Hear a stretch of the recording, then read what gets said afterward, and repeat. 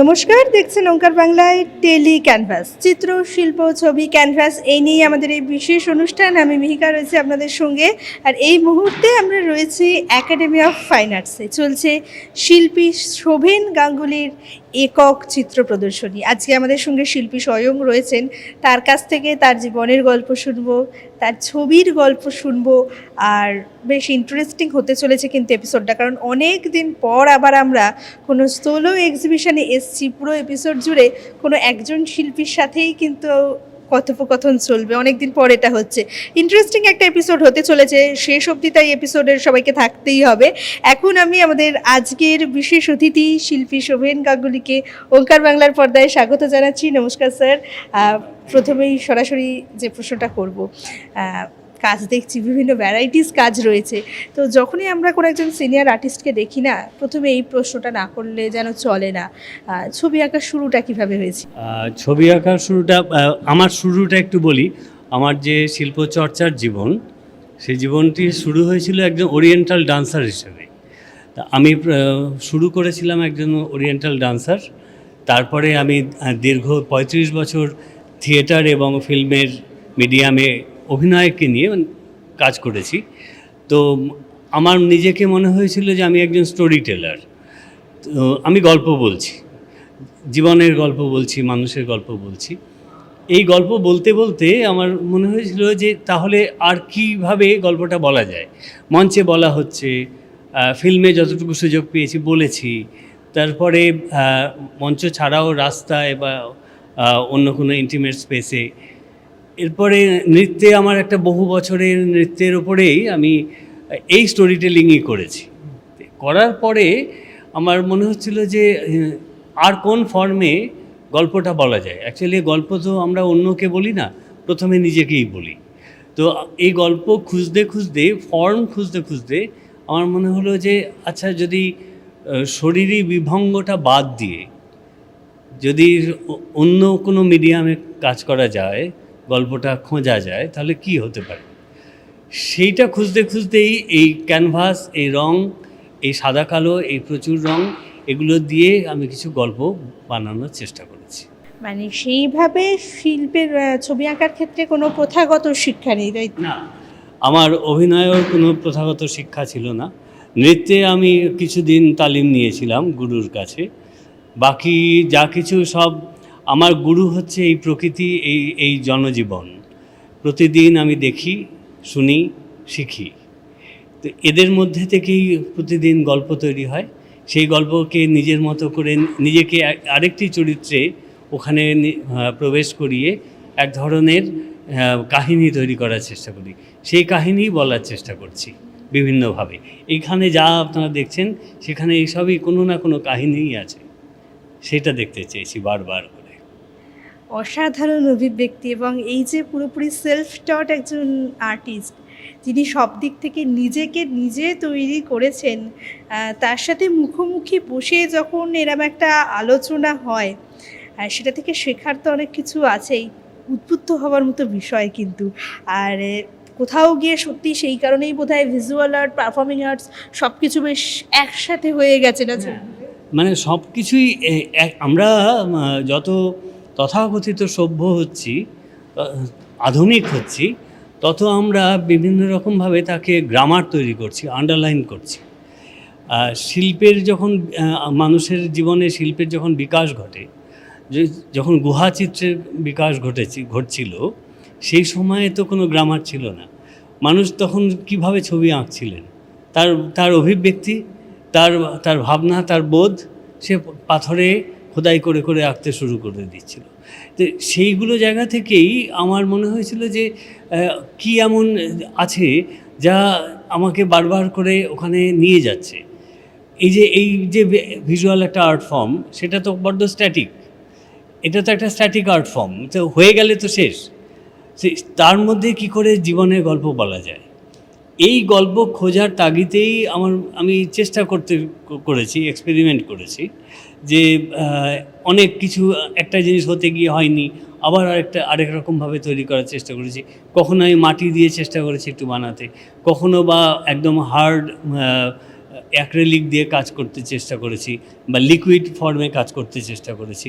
এইগুলো করতে করতে করতে করতে কখনো গল্প তৈরি হয়েছে এমন নয়। সত্যি কথা যদি বলি, সেটা হচ্ছে সবসময় যে গল্প তৈরি হয়েছে তা নয়। সবসময় যে ছবি যে আমাকে দেখিয়েছে আমার হাত দিয়ে তৈরি বা আমার চেতনা দিয়ে যে ছবিগুলো তৈরি হয়েছে, সেগুলো হয়নি, সেগুলো আমি ফেলে দিয়েছি। ফলে আবার যখন আমার মনে হচ্ছে আচ্ছা এরকম তো হয়েছে, হ্যাঁ এরকমটাই বোধহয় চাইছিলাম, আরও কিছু চেয়েছি, হয়তো পুরোটা হয়নি। সবটা তো হয় না, সবটা তো পারি না, সব পেলে নষ্ট জীবন। সেই রকমভাবে খুঁজে যাচ্ছি প্রতিবার, প্রতিদিন, প্রতি মুহূর্তে শিখছি, জানছি, খুঁজছি। এই খোঁজাটাই আমাকে একজন শিল্পী হিসাবে বাঁচিয়ে রাখে। শিল্পী হিসেবে একই সঙ্গে আমাকে ক্রাইসিসে ফেলে, একই সঙ্গে আমাকে সেই ক্রাইসিস থেকে এক ধরনের আনন্দেও নিয়ে যায়। এই হচ্ছে আমার বিষয়। আচ্ছা, এবার একদম একটু ছবির কথায় আসি। মেনলি কোন মিডিয়ামগুলো ব্যবহার করতে সবচেয়ে বেশি স্বচ্ছন্দ বোধ করো?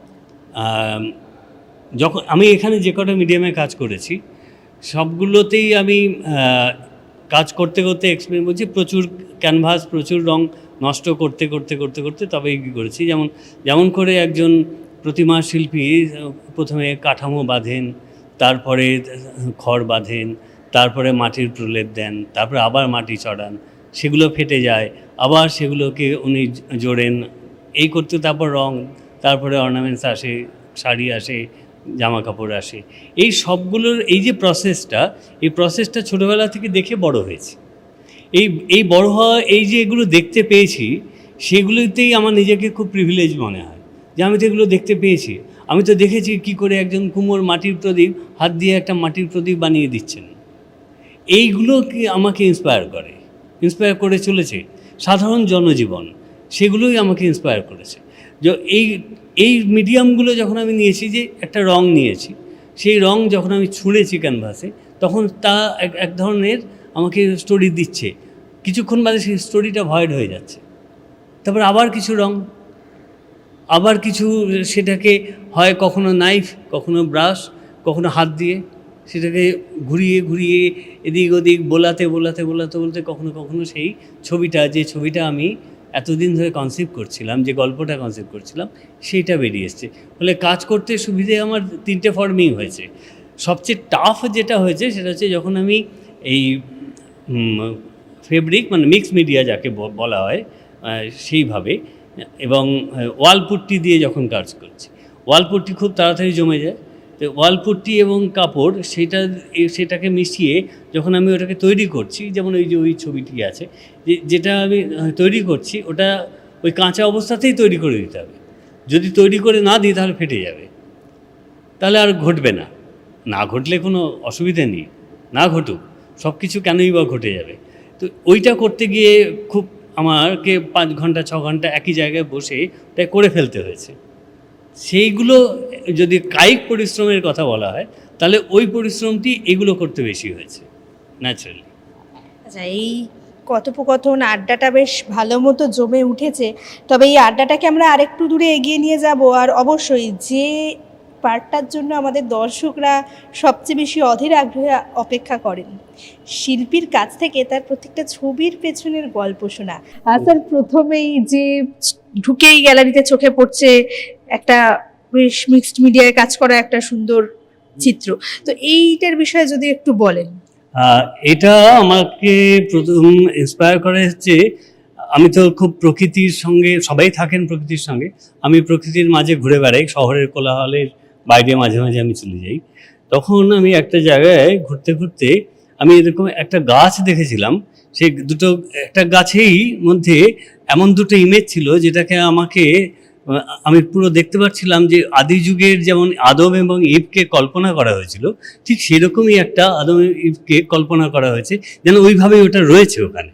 ওই যে রয়েছে ওটা, সেটা আমার ভেতরে 3-4 বছর ধরে ঘুরছিল। তো তারপরে যখন ওটা আমি শুরু করি, তখন আমার কাছে এই গল্পটা এসেছিল যে প্রকৃতি বলতে আমরা তো বলি যে প্রকৃতির সঙ্গে নারীকে তুলনা করি, যে নারী আর প্রকৃতি এক। আর আমরা প্রকৃতি বা নেচার যাকে বলি, যেই নেচার বলি, তখন আমরা প্রথমে যেটা আমাদের কাছে সাধারণভাবে আসে সেটা হচ্ছে একটা গাছ। যেই ওই গাছটি আসে, আমরা একটা গাছ খুঁজি, একটা গাছ পেলে পরে মনে হয় এই তো প্রকৃতি। যেমন অনেকগুলো গাছ থাকলে বলি বাহ কি সুন্দর এখানকার এনভায়রনমেন্ট। ওই রকম একটি গাছকে প্রথমে আমি আমার সাবজেক্টে নিয়েছি। আর ওই গাছটা যখন আমি গাছের ওই গুঁড়িটা তৈরি করছি, দেখবেন ওই গাছের মধ্যে শুধু গুঁড়ি আছে, আর একটু ইন্টেন্সলি যদি দেখা যায় ওই গুঁড়ির মধ্যে অসংখ্য নারী বিভিন্ন একদম বিমূর্ত ভঙ্গিতে বিভিন্ন নারী ওখানে রয়েছেন। সেইটি আমাকে, যেমন আমরা নবরসে দেখি না, জীবনকে তো নবরসেই দেখি, ওই নবরসে আমরা কোথাও নারীকে আমি দেখতে চেয়েছিলাম, ওইটা ওখানে ওইভাবে রাখা। বাকিটা আপনারা দর্শকরা বলবে যে ওটা তাদের কাছে কিভাবে এসছে। আমি আরেকটা জিনিস একটু মেনশন করতে চাই, সেটা হচ্ছে আপনি দেখবেন আমার কোনো ছবিতে কোথাও টাইটেল নেই। কেন টাইটেল নেই এটা আমাকে অনেকেই জিজ্ঞেস করেছে। আমি যখন ছবি দেখতে গিয়েছি যে বিভিন্ন জায়গায়, তখন আমি টাইটেল আগে দেখিনি, কিন্তু যখনই আমি একটা ছবি দেখতে বোঝার চেষ্টা করছিলাম এটা কিসের জন্য, কিসের ছবি এটা। আমরা তো প্রথমে আগে একটা সূত্র খুঁজি। যেই আমার চোখ ওই টাইটেলে চলে গেল, সঙ্গে সঙ্গে আমার সমস্ত এই যে ভাবনার যে লড়াইটা চলছিল এতক্ষণ ধরে, এই যে নিজে আরেক রকমভাবে গল্প তৈরি করার যে চেষ্টাটা চলছিল, সেটা সরে গেল। তখন আমি শুধুমাত্র ওই টাইটেল হিসাবে ওই ছবিটাকে বিচার করতে শুরু করলাম। সেটা একদিক দিয়ে নিশ্চয়ই সত্য হবে, আমার কাছে সত্য নয়। সেই কারণে যে কোনো ছবি সব কিছুরই একটা করে স্টোরি নিশ্চয়ই আছে, কিন্তু সেই স্টোরিটা আপনার কাছে একই রকম কেন হবে? আপনি আমি যে মাত্রায় সেটাকে দেখছি, আপনি সেই মাত্রায় কেন দেখবেন? আপনার একটা নিজস্ব স্টোরি তো হবে, আপনার তো নিজস্ব একটা দেখা আছে, সেই দেখাটাও সত্য। শুধুমাত্র ওইটাই নয়, যেমন একটি নারীর যদি পোর্ট্রেট আঁকা হয় তাহলে পরে সেটা নারীই বলা যাবে, কিন্তু আমি যদি বলি যে নিচে যদি লেখা থাকে যে ওমান, তাহলে পরে আমি বলবো ওটা নারী। কিন্তু যদি ওমানটা সরিয়ে দেয় তাহলে আমি তো অর্ধ নারীর স্তরেও দেখতে পারি তাকে তো আমি আরও অনেক রকমভাবেও দেখতে পারি। সেই দেখার চেষ্টার মধ্যেই আমি ছবিগুলোকে রাখিনি। একটা দুটোতে আগে লিখে ফেলেছিলাম, সেটা রয়ে গেছে, কিন্তু সেটা নয়। যেমন এইখানে একটি ছবি আছে অ্যালোন, সেই ছবিটি কিন্তু অ্যালোন লেখা আছে, কিন্তু যারা দেখছেন তারা বলছেন যে একটি লোক ক্লান্ত হয়ে বসে আছে। কিন্তু অ্যালোন একাকী মানেই ক্লান্ত নয়, তাই না? কিন্তু তাদের কাছে তো ওই ছবিটা সত্যিই তো ওই ছবিটা ওইরকমই, তার কাছে যেটা আসছে এটা সত্যি। এই যে এতগুলো ভাবনা উঠে আসছে একটা ছবিকে কেন্দ্র করে, বা যে কোনো একটি শিল্প মাধ্যমকে কেন্দ্র করে, সেইটি কোথাও আমাকে খুব ইন্সপায়ার করে এবং সেটি আমি বিশ্বাসও করি, সেই জায়গা থেকে এগুলো করা। একদমই। আর এই যে শিল্পী যখন নিজের ভাব প্রকাশের পাশাপাশি তার যারা দর্শক, যারা তার ছবি দেখতে আসছেন, তাদের মনটাও যাতে খোলামেলাভাবে, তাদের মনটাও যাতে স্বাধীনভাবে ভাবতে পারে, স্বাধীনভাবে চিন্তা ভাবনা করতে পারে, সেই রাস্তাটা করে দেন, সত্যি সেক্ষেত্রে বোধহয় এখানেই শিল্পীর সার্থকতা, নিজে স্বাধীন চিন্তা করার পাশাপাশি দর্শকদেরও স্বাধীন চিন্তা করে দেওয়ার ব্যবস্থা। ঠিক শব্দ ব্যবহার করেছেন, যে দর্শক কেন বেঁধে দেওয়া হবে, আমি কেন সব কিছুকে এরকম কোডিফাই করব।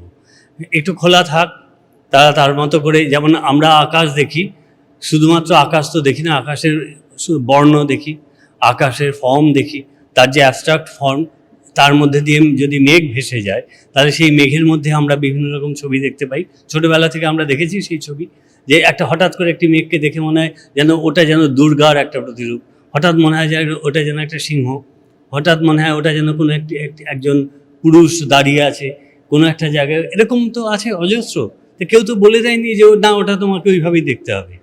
তো আমি তো ছোটোবেলা থেকে ওইভাবেই দেখে বড় হয়েছি, আমাকে তো কেউ কোনোদিন বলেনি এইভাবেই দেখতে হয়। গ্রামার আছে কিছু, নিশ্চয়ই আছে, দরকারও তাই, কিন্তু ভাবনার যদি গ্রামার হয়ে যায় একবার, ভাবনার যদি একবার মেড ইজি হয়ে যায়, তাহলে পরে সে ভাবনাটা তো আমার মনে হয় অসম্পূর্ণ থেকে যাবে। এখানে বেশ কয়েকটা স্কাল্পচার দেখতে পাচ্ছি বেশ ভিন্ন স্বাদের, এগুলোর পেছনে গল্প কি? যেমন ওখানে ওগুলো কিছু অ্যাস্ট্রে আছে, একটা ফ্লাওয়ার ভাস আছে, আরেকটি ছিল সেটি বিক্রি হয়ে গেছে।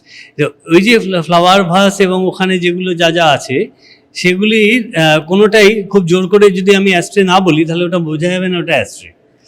কিন্তু একটা অ্যাস্ট্রের আদল দেওয়া আছে। অ্যাস্ট্রে বলতে আমরা জানি গোল বা চৌকোনো একটা, চতুর্দিকে এরকম চারটে থাকবে সিগারেট রাখার, মাঝখানে একটা গোল থাকবে। আমি ওই ফর্মটাকে মনে হয়েছিল সব একই ফর্মে কেন দেখা হবে, তো অন্য ফর্মে দেখা যাক, সেই জন্য ওই রকমভাবে আমি একটা, দেখবেন একটা আঙ্গুল দেওয়া একটা ছোট্ট মতো আছে, যে সেটাকে আমি ওইভাবে অ্যাস্ট্রে হিসাবে দেখেছি। আরেকটা আছে, যেমন এখানে আমি যেহেতু থিয়েটারের মানুষ, থিয়েটার থেকেই বড় হয়েছি, অনেক বছর করেছি বলে, যে আমার কাছে মাস্ক সবসময় প্রায়োরিটি পায়। বলে আমি এই মাটি দিয়ে তার উপরে অ্যাক্রিলিক দিয়ে একটা মাস্ক করেছি। এখানে চারকোলের একটা মাস্ক আছে, একটা সিঙ্গেল চারকোলের একটা মাস্ক আছে। সেই মাস্ক প্রায়োরিটি পেয়েছে কারণ আমার থিয়েটারের যে ব্যাকগ্রাউন্ড, সেই থিয়েটারের থেকে কোথাও আমি ইনফ্লুয়েন্স হচ্ছি। আমরা তো প্রকৃতি থেকে, আমি আপনাকে আগেও বললাম যে আমি প্রকৃতি থেকে, এবং এই জনপদে যে অবিরত চলতে থাকা মানুষ, কন্টিনিউয়াসলি তৈরি হতে থাকা ছবি, তা কখনো তা বিমূর্ত ভাব আমাকে যে এনে দিচ্ছে, সেগুলি আমাকে ইন্সপায়ার করেছে, সেগুলি আমায় শিখিয়েছে। সেগুলোকে দিয়েই আমি আবার আরেক রকমভাবে গল্প বলতে চেয়েছি। বেসিক্যালি তো ভিজুয়াল স্টোরি টেলার, তো গল্পই তো বলছি সবাই। আজকে এখন গল্পই বলছি, তুমি গল্প বলছো, উনি গল্প বলছেন, বিভিন্ন মাধ্যম দিয়ে এক একটা গল্প তৈরি হচ্ছে।